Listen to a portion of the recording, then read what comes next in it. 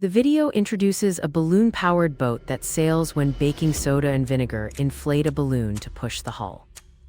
Viewers assemble a bottle, a straw mast, tape, a balloon, baking soda, and vinegar, then attach the balloon to the bottle neck. The setup fills the bottle with vinegar, baking soda is dropped into the balloon, and it is sealed to trap gas. As the gas inflates, the boat moves, showing action and reaction plus buoyancy in a single moment. The narration highlights curiosity as the engine behind experiments, encouraging viewers to tweak amounts for bigger or slower adventures.